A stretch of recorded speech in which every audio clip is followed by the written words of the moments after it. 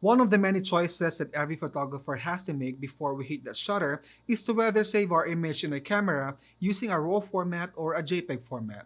This will significantly affect the process from taking a picture all the way to editing your picture. Well, in this video, I'll be explaining the difference between a RAW format and a JPEG format and when to use a RAW format and when to use a JPEG format. But before we start, please subscribe to my YouTube channel and hit that notification bell if you want to be notified every time I upload a new video.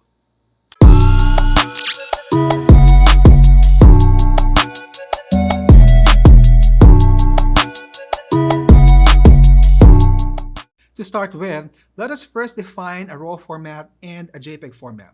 A RAW format is a digital image captured in your camera and saved as a RAW format. That means it is not processed, it is not compressed, and there are a lot of details in it. That's why a RAW format always have a bigger file size than a JPEG. While a JPEG is also a digital image captured in your camera and saved directly to your memory card, processed and compressed. That means there are not much details in it and the file size is a lot smaller than a RAW format. Imagine when you eat a food. It's either you buy a cooked food or you cook a food by yourself. So a cooked food represents a JPEG format, while a food that you'll be preparing by yourself is a RAW format. So a food that's you wanted to cook by yourself, you can do anything you want with it. It is flexible, while a JPEG is already prepared for you. One of the pros of a RAW format is you have a full control over the image during your post process because there are so much details in it. You will have a full control of your exposure, highlights, contrast, colors, and many more. And that is why there are lots of details in it. The cons of this is its large file size, which means if you have a large file size, you will need a memory card with a higher capacity and an extra memory card just in case your memory card gets full during your photo shoot. Another pros of a RAW format is its higher quality. If you have an image with a high quality, it means a better print. You can have your image printed in a huge photo or a poster. Well, if you have a high quality, that means it has a large file size. If you have a large file size, it will eat a lot of space in your memory card or your hard drive. Another pros of a RAW format is if in case you made a mistake in some settings or adjustment in your camera during your photo shoot, you can always adjust it and recover those error or mistakes in your post process. It's simply because it's RAW. You can always adjust your exposure, white balance, and everything. While if you are shooting in JPEG, you can no longer adjust that in post processing because it's already processed for you.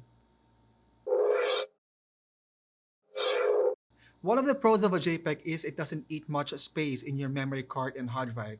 It's because it's compressed, the file size of a JPEG is a lot smaller than a RAW format. While its cons is because of its small file size, the quality is not as good as a RAW file. Another pros of a JPEG is it can be viewed to your computer, desktop, laptop, or even phone straight from your camera.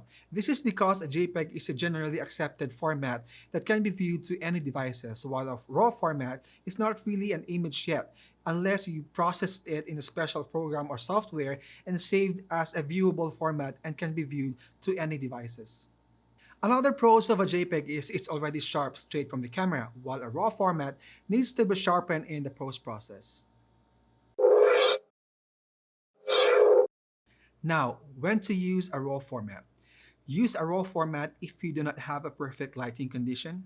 Use a RAW format if you want to have a perfect white balance. Use a RAW format if you want to give your client a high quality of image. Use a RAW format if you want to have a full control over the final output of your image. And use a RAW format if you are going to print a large photo or a poster. While use a JPEG format if you have a perfect light condition. Use a JPEG format if you need a lot of space or if you want to save a space in your memory card. Use a JPEG format if you do not need to edit a picture. And use a JPEG format if it's just an ordinary daily photos that you need. And that's it for today's video, and I hope you learned something. Please visit all my videos if you want to learn more of photography, videography, photo editing tricks, and video editing tricks. Please do not forget to like this video, share, and if you have any questions or video suggestions, just comment down below. I hope to see you in my next video, and be safe.